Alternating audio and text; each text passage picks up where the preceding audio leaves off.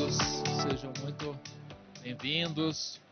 Estamos iniciando mais um painel da trilha ESG do Febraban Tech 2024 e nesse painel vamos falar sobre o desafio de sincronizar informações, sustentabilidade e balanços.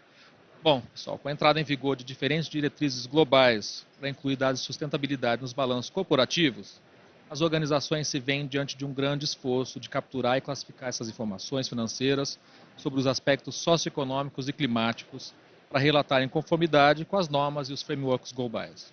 O Brasil foi o primeiro país a adotar oficialmente os padrões de sustentabilidade e clima do ISSB, IFRS, S1 e S2, que passa a ser obrigatório para as companhias listadas em bolsa, fundos de investimento e companhias securitizadoras para o balanço de 26, conforme a determinação da CVM.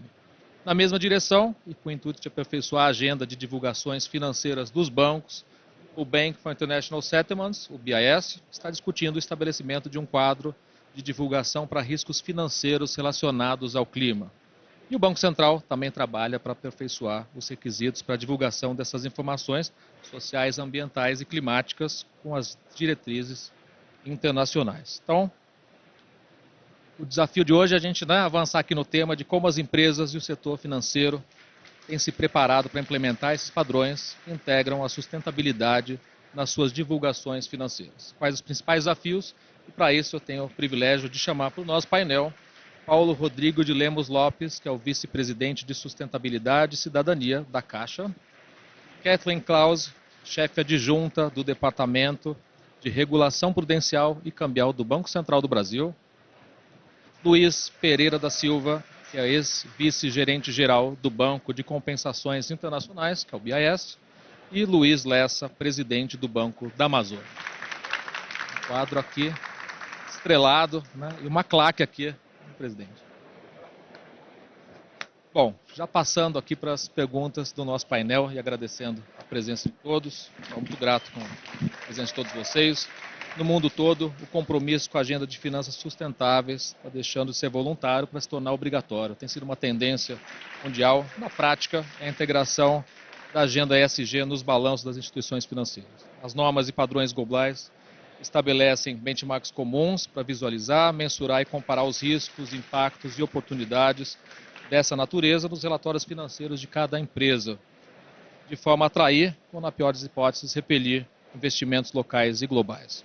Então, eu lanço uma questão aqui para o grupo, ouvir cada um de vocês na perspectiva de cada instituição, se esses dados têm impacto direto nas reputações corporativas e que as empresas e as instituições financeiras precisam priorizar neste momento. Então, Kathleen, começando com você pela visão do Banco Central. Obrigado pela presença de todos vocês.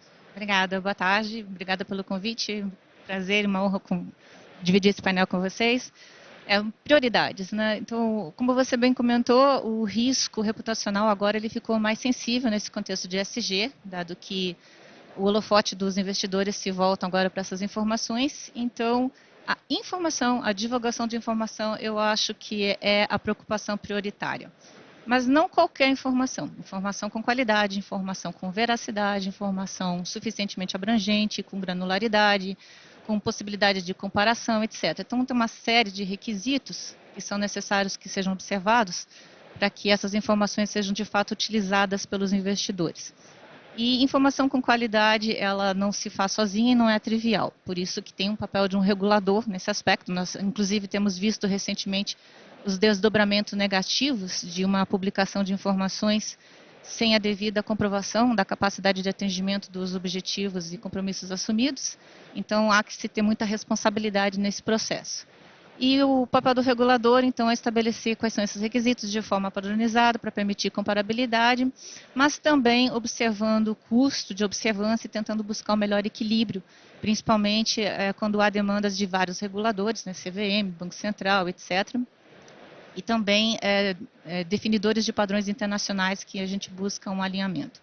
Do lado do regulador, nossa preocupação é manter esse custo de observância no nível ótimo, para que os benefícios da regulação também sejam observados, manter o alinhamento internacional com as melhores práticas. Nessa linha, nós temos no Brasil, já no nosso arcabouço, 3 linhas regulatórias, e a terceira é a divulgação, mas ela é decorrente de 2 anteriores, que a primeira é a gestão de riscos, e a segunda é a política de responsabilidade social, ambiental e climática.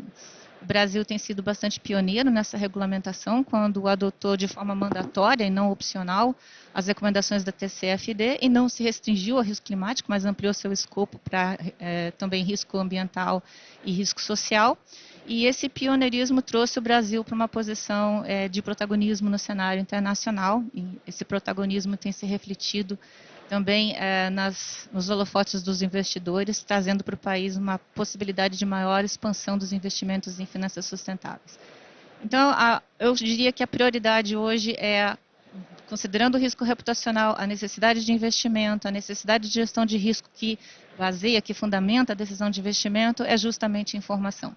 Então, observando os critérios de informação com todas as qualidades que eu já mencionei, preocupado também com a tecnologia está aí também fazendo seu papel para facilitar a captação da informação e facilitar a análise comparativa de uma forma mais rica.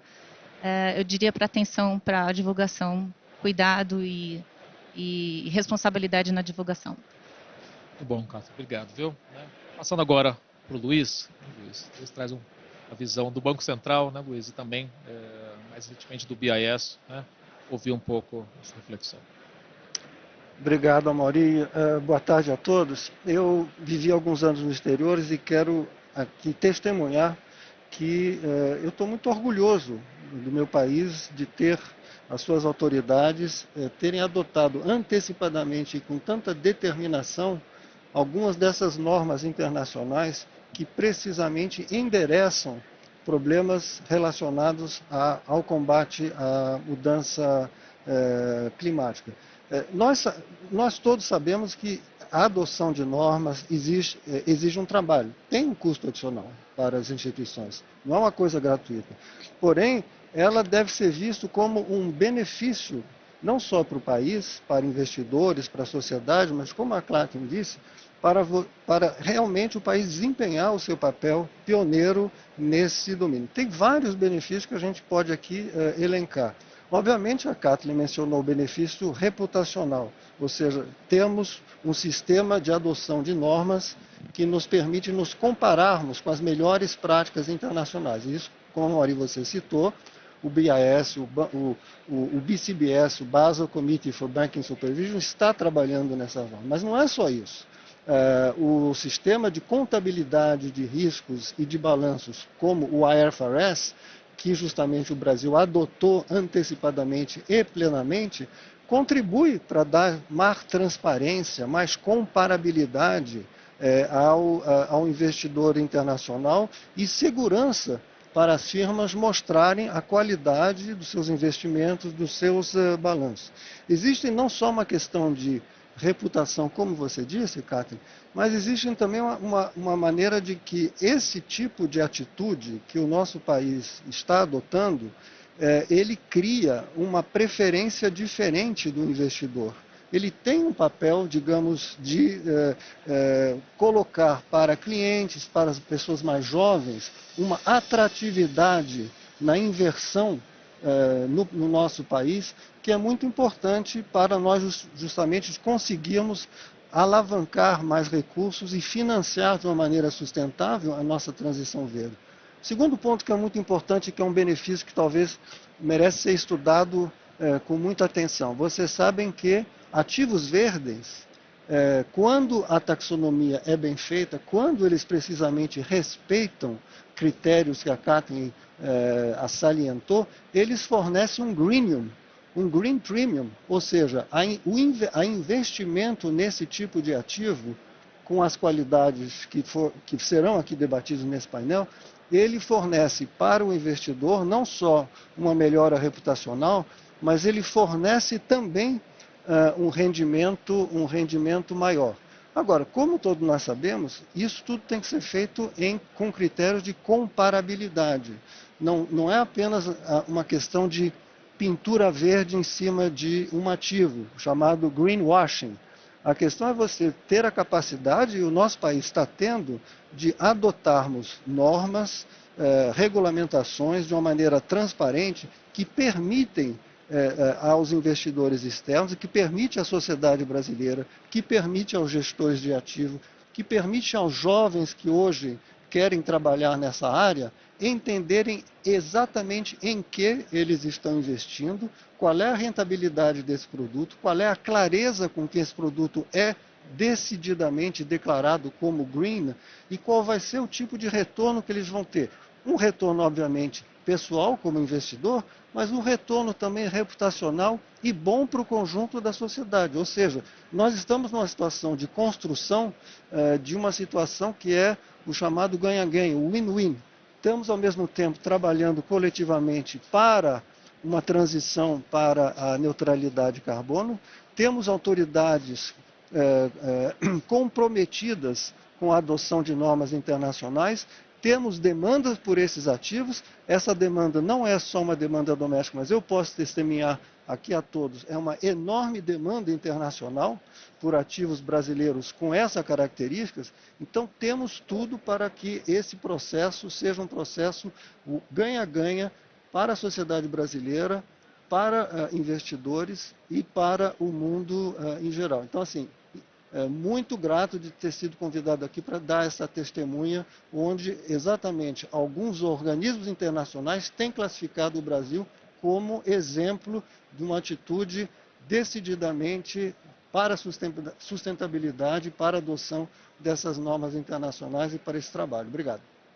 Muito bom, Luiz. Seguindo com a mesma rodada de perguntas, agora ouviu o Paulo. Paulo, por favor. Tá ótimo. Boa tarde a todos, boa tarde a todas.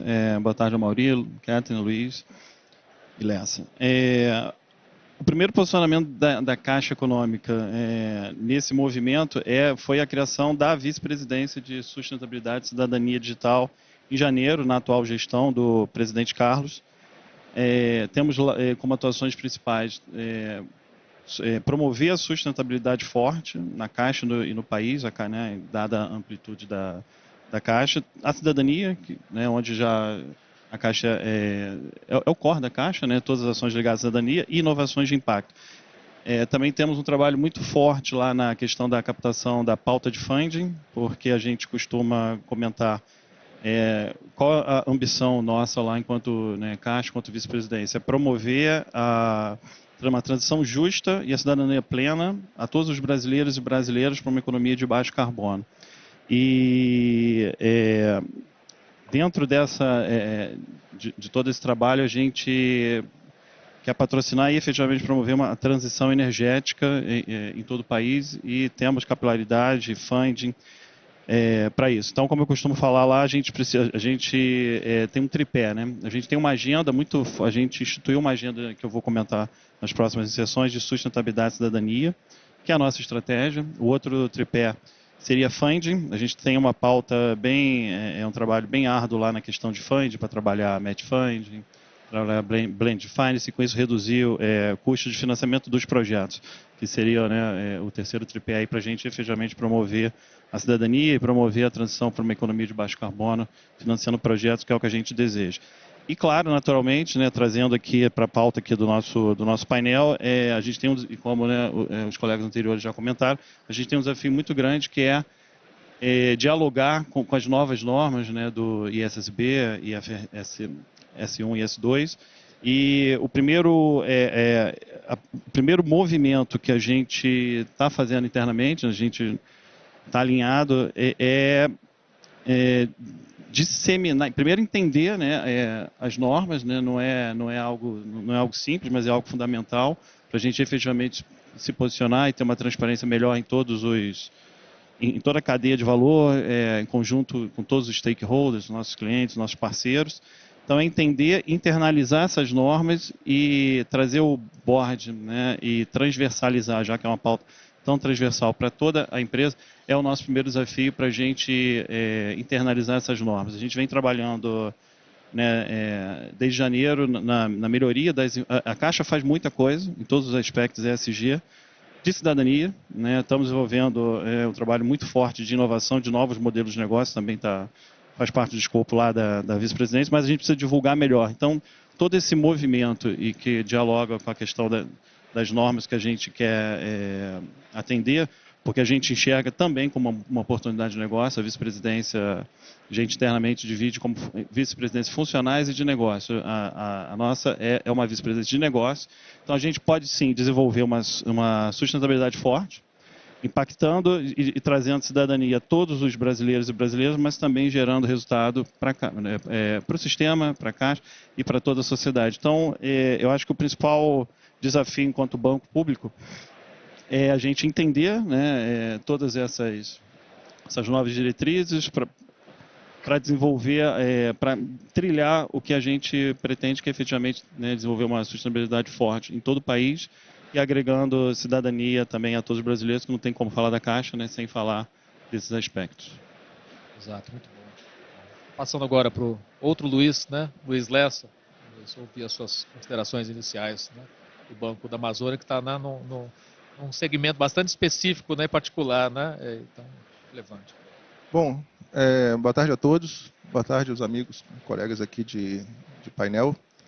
Como você disse, Amaury, nós estamos num segmento, mas não estamos numa região em que nós somos hoje o holofote do mundo. Então, toda vez que se fala em sustentabilidade, vem sempre a palavra Amazônia junto. E aí o banco carrega esse nome, essa palavra no nome. Então, tudo que nós fazemos, todos os nossos movimentos são monitorados e a gente tem que estar muito atento a isso. Então, o que nós fizemos? Assim como em linha com o que o colega Paulo da Caixa falou, nós criamos lá no Banco da Amazônia também uma área de sustentabilidade para atuar de forma transversal, linkada diretamente à presidência, para que a gente possa levar essa visão de sustentabilidade para todas as áreas do banco. Não só a área comercial, mas principalmente as áreas internas, aquelas que estão mais longe do negócio, que podem acabar por passar desapercebidos. Qual é a relação de sustentabilidade com o banco e o banco com a sustentabilidade de uma forma geral? Então, esse foi um primeiro movimento e com isso a gente está conseguindo levar essa visão para todas as áreas. Um outro ponto que é importante foi o que o Luiz colocou aqui, o Luiz, sobre o ganha-ganha. Então, é importante para o banco, primeiramente, ele entender onde ele está colocando o dinheiro e qual é o impacto que aquilo está trazendo. Não só o impacto que o projeto que está sendo financiado, ele tem uma rentabilidade, está dando um retorno, etc. Mas quanto ele está gerando de retorno para a sociedade, quanto ele está gerando de impacto ou benefício para o meio ambiente, uma série de outras questões que começam a ser importantes na valoração e na avaliação de projetos que nós estamos financiando. O outro lado é externamente, dar transparência para a sociedade para saber que o resultado do banco ele é um resultado muito bom. Mas em cima de que foi feito esse resultado? Esse resultado foi em cima de produtos que tiveram um processo transparente, considerando as políticas ESG, e os negócios que foram feitos também. Ou seja, a gente tem essa transparência de conseguir montar uma rastreabilidade para dentro e para fora para demonstrar para a sociedade. Isso não é fácil, é um tanto complexo. Mas o banco está comprometido com isso. Com o lado das regulamentações, assim como o colega Paulo da Caixa colocou, nós temos que entender bem. Uma coisa do lado aqui do regulador, ele tem o porquê daquilo, e depois nós temos que entender os porquês do regulador e saber como é que vamos tirar efetivamente aquilo do papel e aquilo se transformar numa nova posicionamento de trabalho de dentro da organização. Então, para isso, para não me alongar mais, a gente está fazendo uma parceria com o BID, para trabalhar essas iniciativas, para que a gente tenha já partir de uma visão associativa com o BID, para a gente trazer o que está acontecendo lá fora para dentro das nossas organizações aqui internas, para que a gente possa externalizar tudo isso aqui que eu falei nos nossos relatórios e nos nossos demonstrações que vão para a sociedade de forma muito transparente e ágil. Muito bom. Bom, seguindo aqui com a Kathleen e com o Luiz, né, um olhar um pouco mais de regulação, né, sabe, o papel do Banco Central, né, dos bancos centrais de forma geral e dos reguladores, né, é fundamental. E essa regulação não afeta apenas o setor financeiro, né, mas também tem um papel crucial em toda a economia, em toda a sociedade. Né? E essa discussão no Brasil ela já vem de bastante tempo, né, a gente tem uma série de experiências relevantes, bem-sucedidas, né? E gostaria um pouco aqui de ouvir de vocês uma reflexão sobre o momento atual, né? E sinalizar como vocês têm visto a evolução desse cenário, né? Começando com a Kathleen, né, Kathleen? A gente, né, compartilha uma rede que tem vários bancos centrais, né, e federações de bancos, que é a Sustainable Banking and Finance Network, né? Tem 63 economias emergentes, né? E nesse último relatório publicado há poucas semanas, o Brasil foi considerado, né, como uma referência em finanças sustentáveis, né? Até um pouco a gente estava conversando no café o quanto o Brasil tem feito nesse tema, né? Quando a gente precisa discutir até a valorização do que tem sido feito aqui dentro de casa, né? Como o Banco Central está desenhando, né, o seu roadmap, que oportunidades se abrem para o Brasil por conta desse protagonismo nosso nacional. De fato, o Brasil tem se destacado recentemente como um dos protagonistas nesse cenário ESG. Além desse reconhecimento da SBFN, o Banco Central do Brasil também venceu o Central Bank Annual Awards de 2024, ou seja, ele é considerado o Banco Central do ano, né, pela Central Banking Institute. E esse prêmio, esse reconhecimento, entre outros aspectos, ele considerou bastante o importante avanço da regulação bancária brasileira no combate aos efeitos da crise bancária no sistema financeiro. E o Brasil, né, o Banco Central do Brasil, ele tem estendido a sua participação internacional, tem participado de forma muito colaborativa com os organismos internacionais, NGFS, o FSB, o Comitê de Basileia, citado pelo Luiz, né, que tem uma task force especializada em risco climático. E porque a nossa regulação foi relativamente pioneira em alguns aspectos, né? Desde 2014 a gente já tem em vigor exigências relacionadas à política de responsabilidade não apenas climática, mas também ambiental e social. E atualmente as instituições internacionais estão discutindo e reconhecendo o impacto que existe na estabilidade financeira, não apenas as mudanças climáticas, mas outros riscos relacionados à natureza, né? Outros danos à natureza e perda de biodiversidade. Então, o Brasil tem sido chamado para discutir, debater e trazer sua contribuição para essa discussão atual, né? E essa posição de protagonismo, essa posição de vanguarda que nós pretendemos manter de forma colaborativa, né? Ela também tem reflexo nos investimentos. Acredito que ela tem um grande potencial para atrair maiores investimentos nas finanças sustentáveis. É isso que a gente deseja também, em parceria com as instituições financeiras. E o nosso aprimoramento regulatório, ele está sendo feito, ele está sendo construído de uma forma muito interativa, porque não só com as entidades reguladas, né, mas também com toda a sociedade, como você bem citou. Isso tem um impacto na economia como um todo. Então, toda a sociedade é chamada a debater com o Banco Central. Por isso que nós fizemos uma consulta pública recente, que é a CP100, que vai acabar agora essa semana, onde nós fizemos de uma forma diferente dessa vez. Nós fizemos uma tomada de subsídio, ou seja, antes de propor um texto regulamentar, concretamente, a gente chama uma discussão anterior, prévia, para debater conceitos mais profundamente com a sociedade. Então, nosso papel, nosso roadmap, né, o que nós temos hoje em plano é continuar nessa dinâmica de interação e construção de normativos de forma interativa, não só com entes regulados, sociedade de modo geral, mas principalmente também com outros órgãos reguladores, alinhando com os padrões internacionais, ajudando a construir esses padrões internacionais, que agora devem se estender para outros riscos além dos climáticos.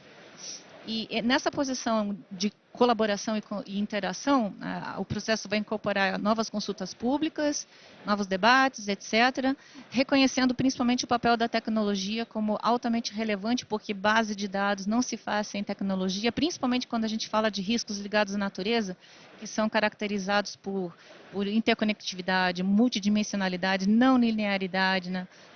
Endogeneidade, todas as características que tornam especialmente difícil e desafiadora a construção de base de dados, a mensuração, as metodologias, e todo esse aprimoramento da mensuração precisa ser feito de forma conjunta. A gente precisa ouvir as áreas acadêmicas, etc. E, como eu disse, né, a preocupação de manter isso alinhado. Então, tem os padrões do ISSB, né, FRS, S1, S2, nós não queremos onerar, né, os regulados com exigências adicionais desnecessárias. A gente vai buscar sempre um alinhamento, mas há diferentes pontos de vista, né? Então, tem pelo menos duas perspectivas, a perspectiva do investidor e a perspectiva prudencial. Mas não são perspectivas independentes totalmente e muito menos concorrentes. Nós vemos elas como perspectivas complementares. E nessa visão, a gente acredita que dá para ser uma construção normativa complementar e não exclusivamente custosa, onerosa. Bom, basicamente é isso que a gente pretende no futuro próximo. Muito bom, né, Cátia? Além do framework regulatório, que é bastante sofisticado, né, e atual do Banco Central, que trata de risco social, ambiental, climático, aproveitar para fazer um merchan aqui, né? Os bancos também foram pioneiros em criar um modelo de autorregulação bancária, né, também desde 2014, né, que um compromisso voluntário dos bancos de além do disposto nas normas legais. A gente tem uma taxonomia verde da Febraban, né, foi criada com os bancos desde 2015, né, tem sido uma inspiração para o governo que discute agora uma taxonomia nacional, né, então tem várias iniciativas. Naturalmente a gente avançou bastante, há muito, né, avançar, mas tem fundamentos, né, as bases para esse avanço nacional. Bom, Luiz, né, agora com você, né, você é coautor de uma publicação importante, bastante conhecida aqui no nosso setor, né, chamada de Cisne Verde, né, que foi produzido e publicado lá no BIS, né, há pouco mais de 2 anos. Né. Queria que você falasse um pouco a respeito, né, explicar a importância da gente encarar esse cisne verde, né, como você criou esse conceito de uma forma ampla e holística. Obrigado.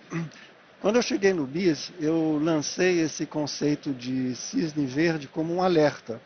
Mas não era um alerta para nós aqui, Banco Central do Brasil, que, como a Catherine disse, e como aqui o sistema financeiro brasileiro já tinha trabalhado sobre questões ambientais, era um alerta muito mais para os bancos centrais dos países avançados, que estavam paradoxalmente atrasados na compreensão de que, na missão que eles têm de estabilidade financeira, a questão da mudança climática se coloca.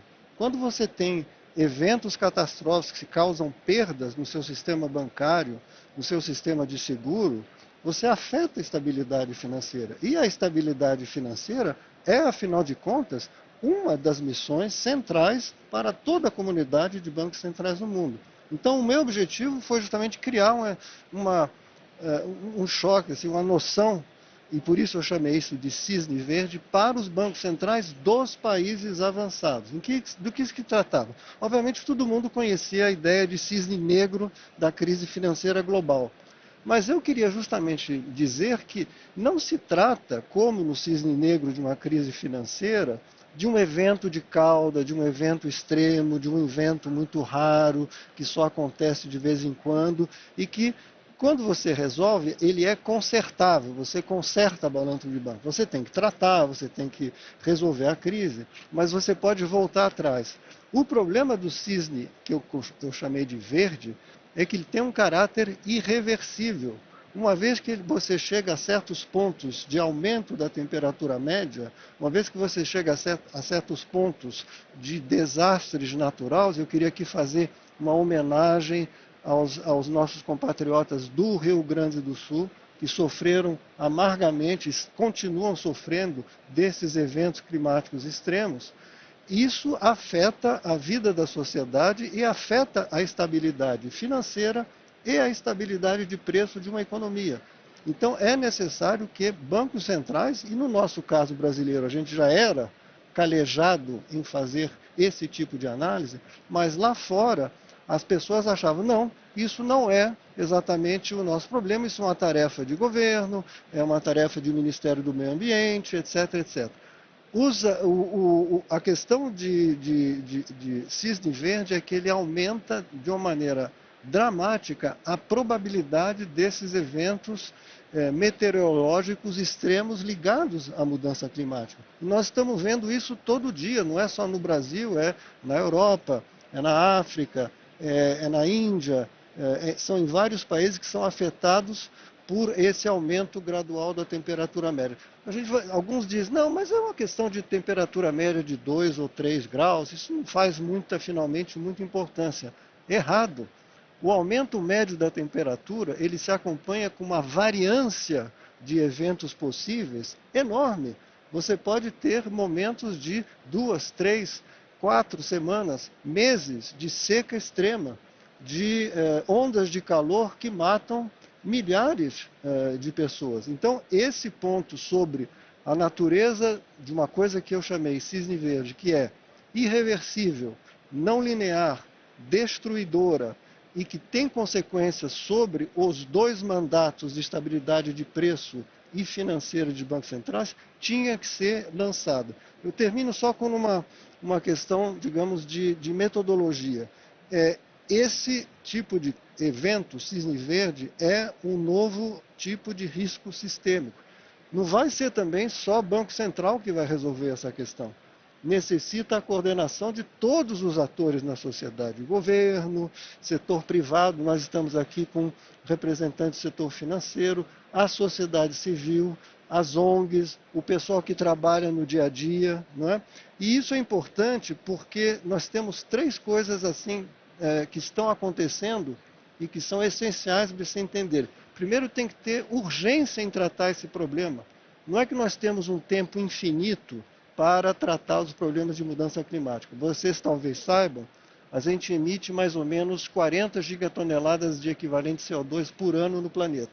Obviamente, não é que nós emitimos todos igualmente, é um número global. Tem país que emite mais, tem país que emite menos, mas o total é um total global e nós não podemos ultrapassar um orçamento de cerca de 400 gigatoneladas, porque além desse nível de emissão, a temperatura realmente pode subir a níveis descontrolados. Segundo ponto importante é que a questão da mudança climática, ela atinge primeiro os países mais pobres.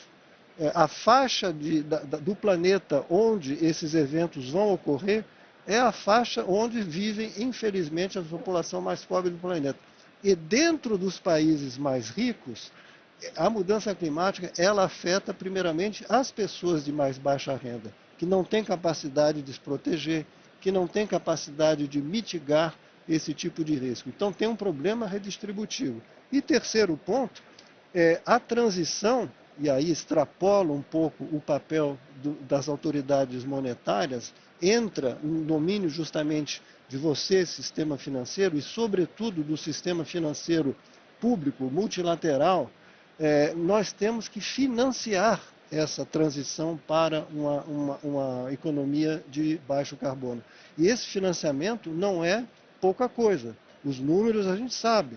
É cerca de 3, 4 trilhões de dólares por ano que tem que ser aplicados aqui, a gente estava dizendo, e que são aplicados assim, com retorno, não é jogado fora para ser desperdiçado.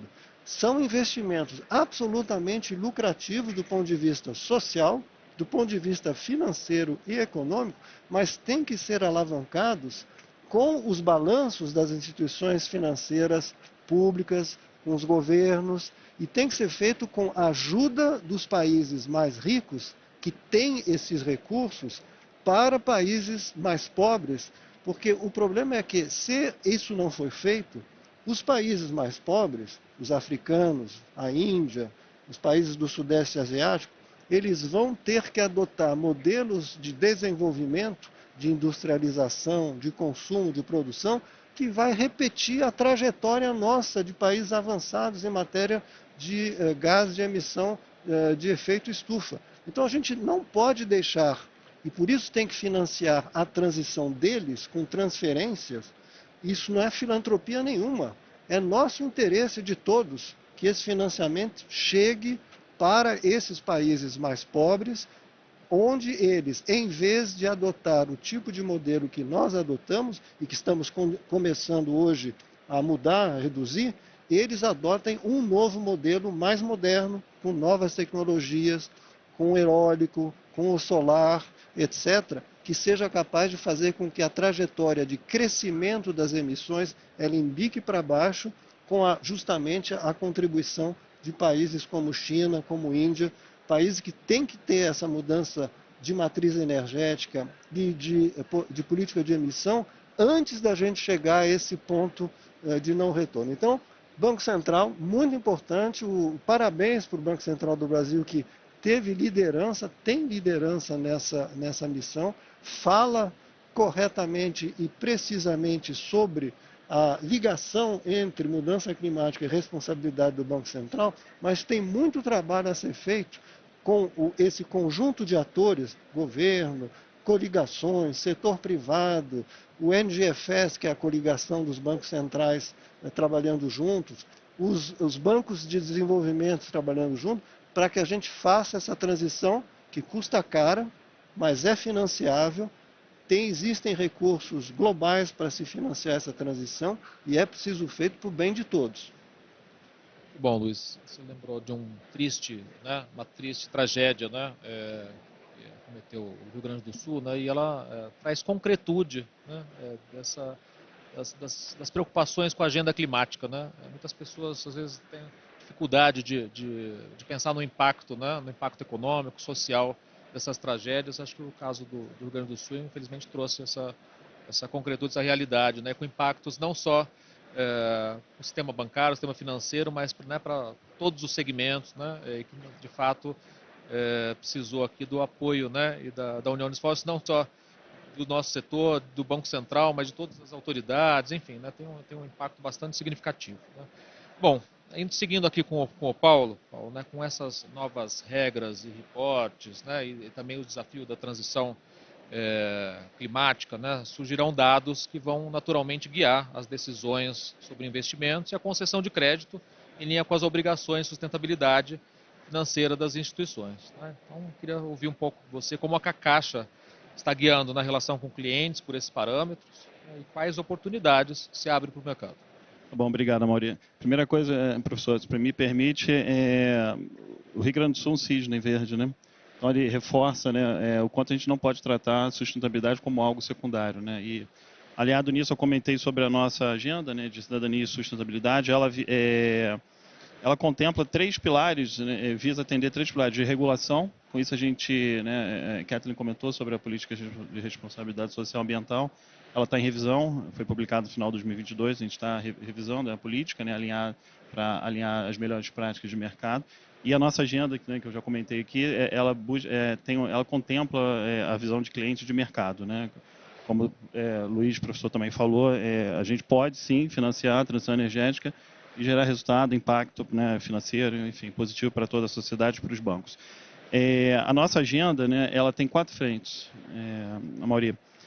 Cidadania plena, cidades sustentáveis, expansão para uma economia de baixo carbono e transição para uma economia de baixo carbono e expansão para uma economia de baixo carbono. São essas 4 frentes. Nessas 4 frentes temos 15 temas para a gente promover a transição justa, como eu já comentei, e todas essas frentes, elas abarcam uma série de oportunidades de financiamento que a Caixa quer e já está atuando, seja no setor privado e como também no setor público, Todos os estados, os municípios são clientes Caixa, então não há como não falar de sustentabilidade sem falar de saneamento, infra, habitação, e a Caixa tem uma participação muito forte nesse contexto. Hoje nós temos 65% da nossa carteira, 800 bilhões, ela é considerada sustentável, porém, também alinhada às melhores práticas, nós estamos revendo toda a nossa taxonomia para alinhá-la também às melhores práticas do mercado e dialogando com a taxonomia brasileira do Ministério da Fazenda. Ela está em revisão no que a gente chama internamente de Centro de Excelência, que está dentro do projeto de transformação digital, que hoje é um dos principais projetos. Hoje o negócio do banco é tecnologia digital, então não tem como também não falar de sustentabilidade sem falar do digital, Então a gente está revendo toda a nossa taxonomia de finanças sustentáveis para efetivamente impactar em tudo que a gente quer financiar, quer possibilitar aí de inovação, nesse setor aí em todos os aspectos ESG. Alinhado a isso, a gente há 2 meses nós divulgamos uma nova framework de finanças sustentáveis. Na verdade, o nosso primeiro framework de finanças sustentáveis, que hoje é considerado benchmark do mercado, a segunda opinião foi da Moody's. E ali nós temos, são 12 frentes, 7 ambientais e 5 sociais. Então, todos os projetos ali enquadrados a gente quer financiar, para efetivamente promover a transição, para uma economia, expansão para uma economia de baixo carbono. Então, são 7 frentes ambientais, 5 sociais, que coadunam com 14 dos 17 objetivos sustentáveis, não que a gente não vá atuar nos outros 3. E fazem frente ao financiamento de projetos de 40 metas desses objetivos. Então, a gente tem uma possibilidade muito grande, essa é a nossa estratégia macro, Por isso, a gente falou sobre a pauta de funding, também está muito presente, né, com o Banco Mundial, com o Banco Interamericano e outros, né, e outros players do mercado, né? Não que a Caixa não tenha funding para financiar, temos também, mas é importante a gente buscar uma melhor composição e custo. Então, é fundamental a gente trabalhar essa questão. Uma outra coisa importante também alinhado às melhores práticas, né, do mercado, a gente vai agora no segundo semestre, vamos emitir o nosso primeiro título sustentável, né, muito lastreado nesse framework, né, que está disponível lá para a todos, né, no público, no site da Caixa. Estamos relançando, também enxergamos como uma grande oportunidade o mercado de carbono, né, esperando, né, uma maior regulamentação, no qual a gente quer voltar a oferecer soluções de descarbonização, né, através da comercialização de créditos de projetos que a gente financia. No momento, né, inclusive também lá no site da Caixa, a gente tem uma consulta para venda de 1 milhão de créditos de carbono. 1 milhão de toneladas é muita coisa, né? É fruto de um projeto que a gente financiou e tínhamos esses créditos. E a gente quer, com isso, potencializar e dinamizar, mesmo até antes da regulamentação, enfim, esse mercado que é tão importante para a gente viabilizar a efetiva transição energética, né? Tão fundamental aí para a gente. A gente também está com uma consulta, e aí, como eu comentei no início, a Caixa faz muita coisa, a gente está trabalhando muito na melhor divulgação dessas informações, e esse ambiente aqui ele é muito bom para isso. A gente também tem uma outra consulta de uma plataforma de finanças sustentáveis, né, no qual a gente quer ouvir o mercado, né, sobre como a gente... Porque onde a Caixa entra, invariavelmente vai impactar, né, o mercado. Então, a gente também tem uma consulta hoje aberta sobre uma plataforma de finanças sustentáveis, porque a gente quer efetivamente se posicionar muito forte na questão da sustentabilidade forte. Né? E eu acho que é isso, né? As principais... a gente está desenvolvendo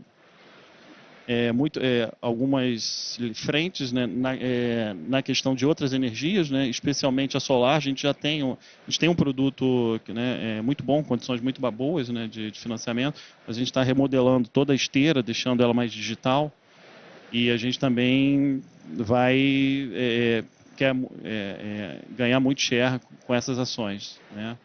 É onde a gente enxerga a maior quantidade de oportunidades quanto banco, né, produtos, serviços, que efetivamente podem impactar, né, a vida dos brasileiros e brasileiras. A gente soltou, se eu não me engano, tem 3 ou 4 meses a gente publicou uma nova matriz também, né, de materialidade, e a gente quer seguir agora para a evolução de uma matriz mais dinâmica, no qual a gente possa, né, adotando as melhores práticas e com uma maior interação com todos os nossos stakeholders, também tem muitas ações alinhadas a isso, e o mais importante é que não falo só pela vice-presidência, né, de sustentabilidade da DANI, mas por toda a Caixa, todo o time Caixa, né, tem muito internalizado, né, as questões ambientais, especialmente cidadania, tá nesse trabalho alinhado todas as vice-presidências, o presidente Carlos. Então é uma pauta, né, do planeta, né, não é uma pauta de governo, de banco.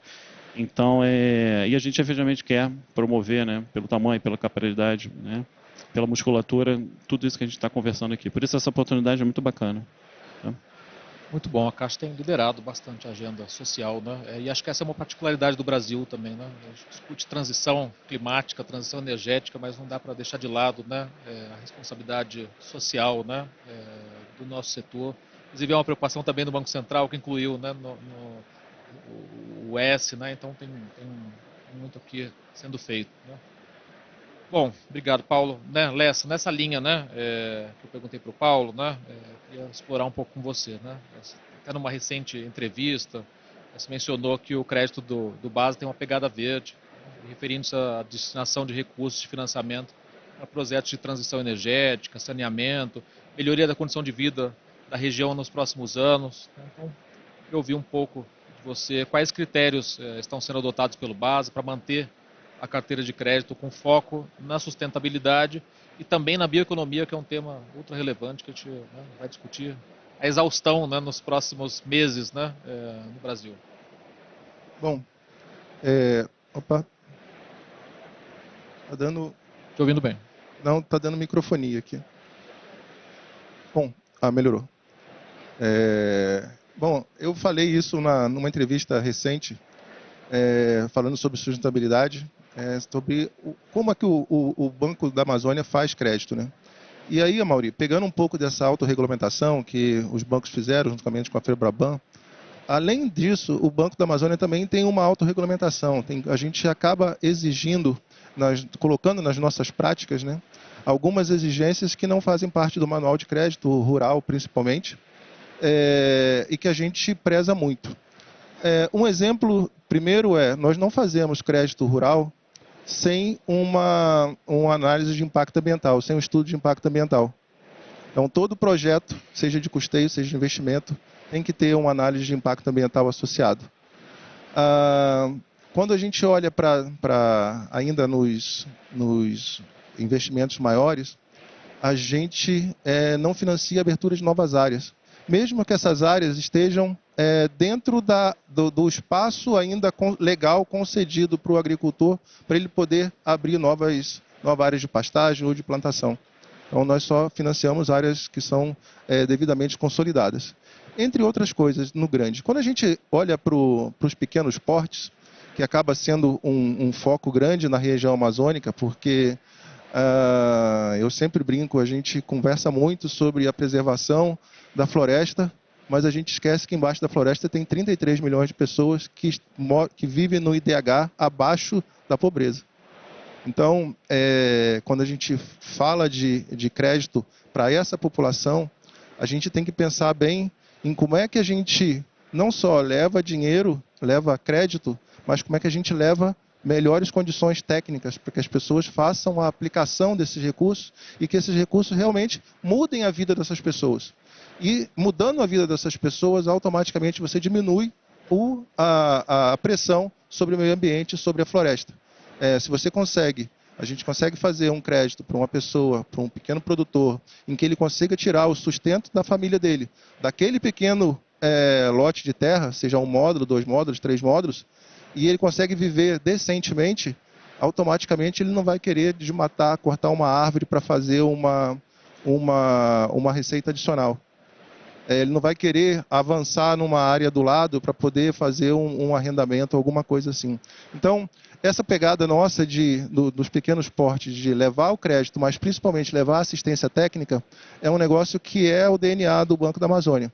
Que com isso a gente acredita que, levando a assistência técnica, a gente ajuda as pessoas a evoluírem enquanto o negócio dela, mas elas evoluem também enquanto consciência em relação ao ambiente que ela vive. E com isso a gente diminui a desigualdade, melhora o IDH e, ao mesmo tempo, a gente diminui a pressão sobre a floresta. Então, por isso que eu falo que a gente tem uma pegada verde. E como é que você faz isso também nos grandes?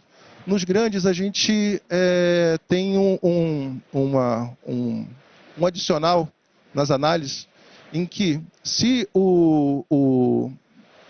aquele investimento, aquele tomador de crédito, ele apresenta quais são as práticas ESG dele, e nós fazemos uma análise, a depender do score que ele consegue nessa análise, ele ganha um rebate na taxa de juros. Então, é um incentivo para o produtor ter uma taxa mais baixa, ele ter uma prática ESG comprovada, dentro das nossas standards. Então, nessa linha que o nosso crédito ele é todo esverdeado, como a ministra Marina disse outro dia. Voltando aqui no que o professor disse, a gente falou do Rio Grande do Sul, realmente é uma tragédia, mas nós também estamos vivendo na região amazônica um problema grave. A gente teve ano passado a calha do Rio Negro em condições jamais vistas, e a expectativa para esse ano é maior. Então, a gente saiu de um El Niño, entra numa Laninha, num ciclo aqui sem parar. E isso impacta diretamente a economia da região, porque toda a economia da região corre no rio. Não existe estrada por dentro do meio da floresta amazônica. O que existe são as calhas dos rios.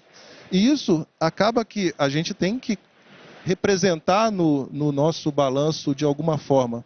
Então, como é que eu trago isso para dentro das regras atuais hoje de contabilidade, e como é que isso vai ser refletido em umas regras novas que estão sendo pensadas pelo Banco Central?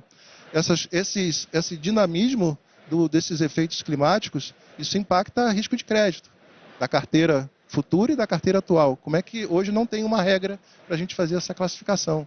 Então, eu acho que, além do crédito, nosso crédito verde, tem uma série de coisas aqui, professor, dessa questão do cisne verde, que a gente precisa realmente trazer para a gente ter a real dimensão da situação de cada região refletida dentro dos balanços dos bancos, para que isso fique muito transparente para a sociedade, fique transparente para o investidor que está interessado em comprar um papel daquele banco ou comprar ou investir naquele banco. E isso tem que ser ágil. A gente não pode esperar esperar tempos passarem. Isso tem que ser refletido de forma muito imediata pelas instituições. E a gente tem discutido isso internamente, como é que a gente traz isso para dentro. Hoje a gente não consegue colocar dentro do balanço, mas a gente consegue refletir no nosso relatório social, no nosso relatório ambiental e até no relatório de administração do resultado do banco. Discutir dentro de casa e com os nossos clientes também, né? Tem uma importância aqui do engajamento, né, do incentivo, do aculturamento dos clientes. Né? A gente tem 19 bancos que operam no Brasil, por exemplo, que assumiram os compromissos de neutralidade de emissões, né, os net zero. Agora, o banco naturalmente não vai ser net zero se o cliente não for net zero, né? Então tem uma jornada aqui de diálogo, de cooperação, de ação conjunta. Né? Bom, a gente está chegando aqui um pouco no fim do nosso painel. Eu vou pular para uma última pergunta que eu queria ouvir, né, um pouco cada um de vocês. Justamente nessa transversalidade da agenda, né? As práticas ESG e a sustentabilidade financeira dependem de ações somadas, né, das diferentes áreas de qualquer empresa, né, e aqui incluindo os bancos e de todo o ecossistema ao qual nós estamos, né, diretamente ligados. Né? E é um desafio fundamental, que é tanto de preparar as pessoas, e aqui dentro e fora, né, para esse aculturamento, para entender essas práticas, tomar decisões coerentes com elas. E a gente tem um bom desafio aqui. Eu queria ouvir um pouco, né, do olhar de cada um, como que a gente, né, supera esse desafio e leva essa agenda, né, transversal e envolve todos os nossos, né, stakeholders, né, ou as nossas equipes internas, né, um olhar tanto de dentro como de fora. Vou começar com a Kathleen. Já pedindo aqui para umas considerações finais para a gente avançar no encerramento. Lembrar que ESG não é um modismo, né? Veio para ficar. Então, sustentabilidade é uma jornada, não é um destino. A gente tem que pensar nisso com muita seriedade. No Banco Central, a gente colocou esse item de sustentabilidade dentro da nossa agenda estratégica. Então, em 2020, essa agenda incorporou uma dimensão adicional, chamada sustentabilidade. Ela faz parte, então, dos compromissos públicos que são divulgados na internet, onde o Banco Central coloca todos os seus compromissos. E dentro dessa agenda, o envolvimento do Banco Central, internamente do Banco Central, ele é muito grande. Ele troca pelo menos 4 diretorias, mais de 10 departamentos e diversas pessoas que, infelizmente, dada a restrição de recursos humanos dentro do Banco Central atualmente, a gente não consegue fazer com que as pessoas tenham uma dedicação exclusiva ao tema. Mas, dada a simpatia que esse tema agrega, né, pessoas se voluntariam para contribuir e acumulam a contribuição junto com outras atividades que já desempenhavam. Eu sou um exemplo disso. Então, trouxe para a minha agenda pessoal a contribuição com o tema de sustentabilidade. A capacitação interna também é difícil pelos mesmos motivos. Né? A escassez de recursos orçamentários no Banco Central tem sido muito severa nos últimos anos e a gente tem feito assim, sacrifícios para conseguir colocar as pessoas em cursos, seminários, congressos, etc., como esse, por exemplo.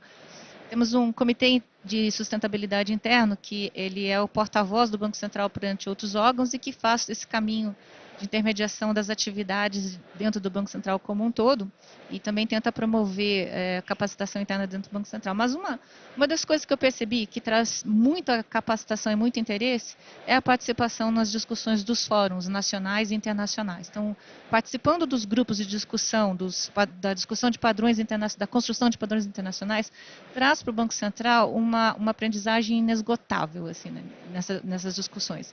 Outra fonte de capacitação incrível é a promulgação de consultas públicas. Quando a gente discute isso com os regulados, com a sociedade, com as ONGs, com os órgãos de governo, com outros bancos centrais, com outros reguladores nacionais, se promove um ambiente de aprendizagem muito grande. Então, as recomendações que eu teria nesse sentido são para continuar esse envolvimento nessas discussões que estão sendo promovidas pelos reguladores como um todo, e continuar também esse papel que a Febraban tem desempenhado, tão bonito e louvável, né? Ajudando agora, contribuindo agora no programa de transformação ecológica do governo, dentro de um grupo específico de taxonomia, levando para esse grupo a construção da taxonomia do sistema financeiro, que foi ricamente construída, como você comentou, e que eu acho que vai ser extremamente útil na discussão atual do governo. Há outras frentes também, onde os bancos podem e devem participar. O Luiz falou do papel fundamental no financiamento. Os bancos muitas vezes atuam como parceiro dos seus clientes na construção das bases de dados, que agora também são essenciais, né? Construção de bases públicas também, para servirem não só como insumo, mas como para serem utilizadas nas análises, atentos à tecnologia, né, que traz uma grande contribuição para isso. E, enfim, continuar esse papel de brilhantismo que os bancos têm desempenhado no Brasil, de forma em parceria com o Banco Central. Obrigado, Cato. Agora passar para o Luiz Pereira.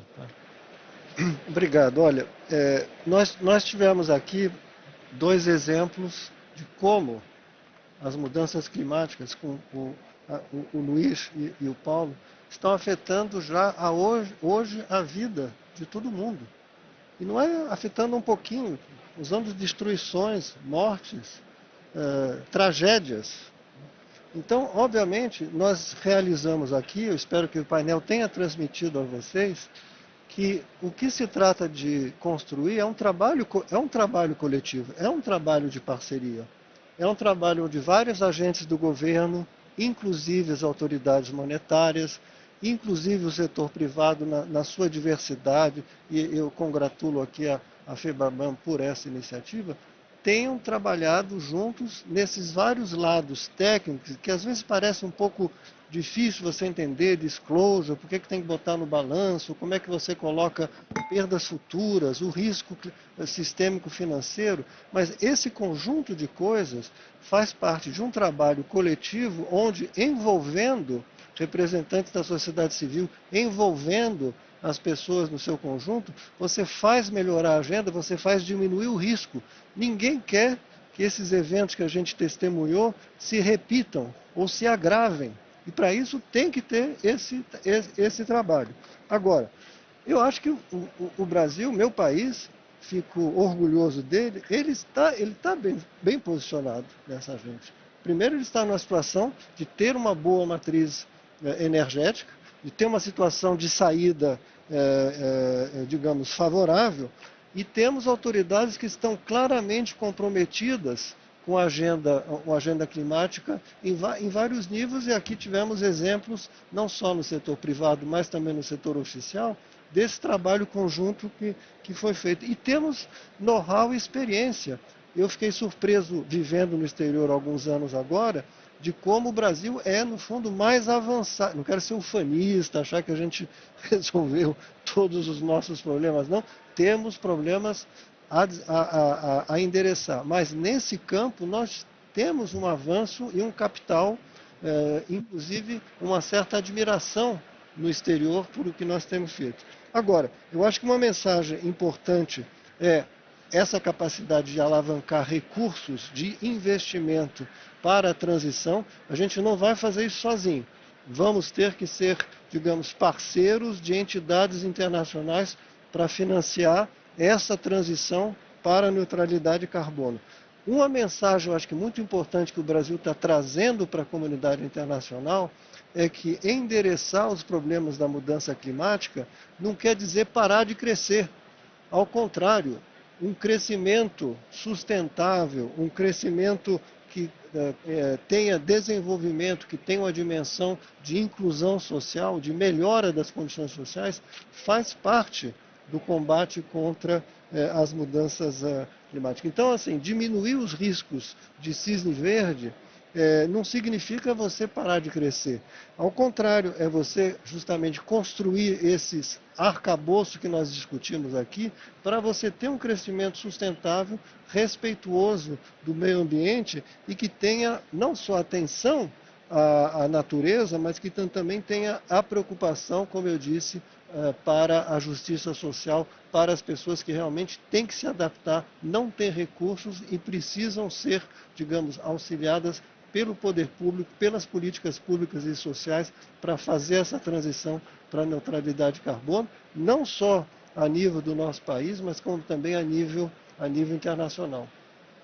Muito bom, obrigado, Luiz. Agora seguir com o Paulo e depois com o Les para as considerações finais. Maravilha. Em relação à pergunta, bem rapidamente, para não ser repetitivo, né, e Kathleen falou muito bem, né, sem pessoas e sem capacitação, não tem como a gente, né, desenvolver a sustentabilidade forte, né, nas empresas e na sociedade. Então a gente tem isso também como, né, como radar e muito importante lá na Caixa. No mais, para não ser repetitivo, é dizer que agradecer a oportunidade, né, à FEBRABAN e dizer que verdadeiro e genuinamente o que, enquanto banco, enfim, e instituição que impacta tanto a vida dos brasileiros e das brasileiras, o que a gente quer é promover a transição justa, não deixando, né, como a gente fala, nenhum brasileiro e nenhuma brasileira para trás, para uma economia de baixo carbono e a cidadania plena. E a gente teve essa oportunidade aqui, esse painel muito rico, né, de aprendizado, para falar um pouquinho com vocês. Então, é dizer que podem continuar contando com a Caixa cada vez mais e na promoção de uma sustentabilidade forte para o país. É isso. Obrigado, Paulo. Bom, do nosso lado, o Banco da Amazônia, eu sou muito grato porque nosso pessoal já tem uma pegada ESG no dia a dia dele, no DNA. E o Banco da Amazônia começou como um banco de desenvolvimento, hoje ele tem um híbrido de banco de desenvolvimento com um banco comercial, mas nós somos o administrador exclusivo do Fundo Constitucional do Norte, que já é um recurso destinado ao desenvolvimento da região. E isso traz já no DNA do corpo uma preocupação adicional com a sustentabilidade da região. E nós estamos, nesse momento, ampliando isso. Como é que a gente faz para disseminar ainda mais e trazendo esses conceitos, novos conceitos para dentro da organização? Eu falei que nós estamos fazendo uma parceria com o BID em relação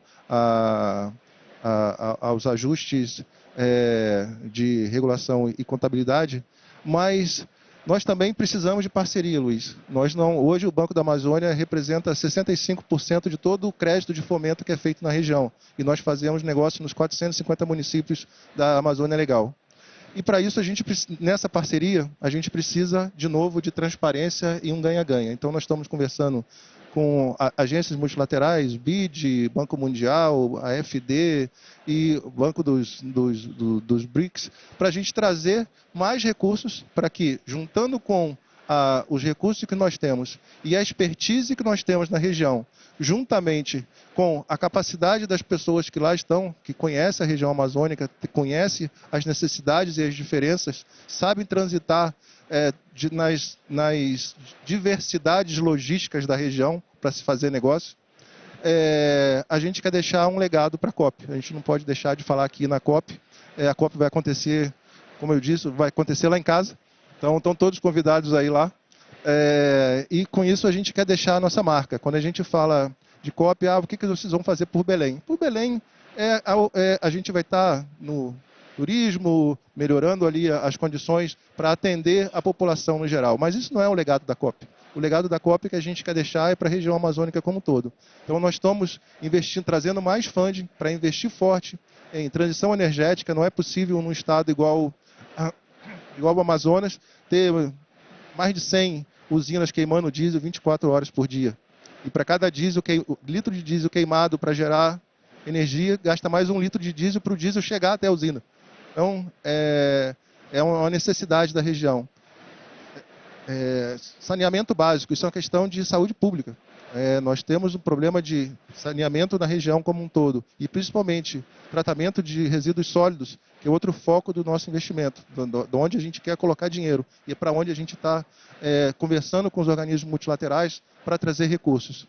E outros mais, a gente tem dificuldade de transportes, enfim, a região é uma região carente de infraestrutura. Então, nós precisamos melhorar a infraestrutura e condições de vida das pessoas e, ao mesmo tempo, gerar aqui condições para que as pessoas cresçam, gerem emprego e renda, e com a combinação dessas duas coisas a gente tem uma Amazônia muito mais desenvolvida e, com esse desenvolvimento, trazendo mais sustentabilidade e menos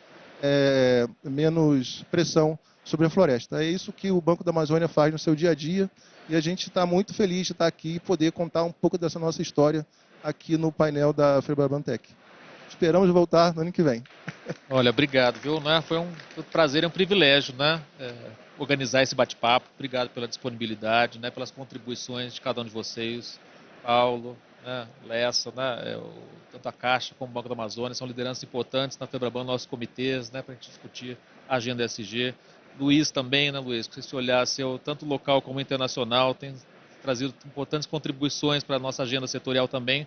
E, Cato, né, agradecer muito o Banco Central, né, sempre aberto ao diálogo, numa construção conjunta, né, coletiva. Obrigado pela parceria de você, sua e da equipe toda, viu?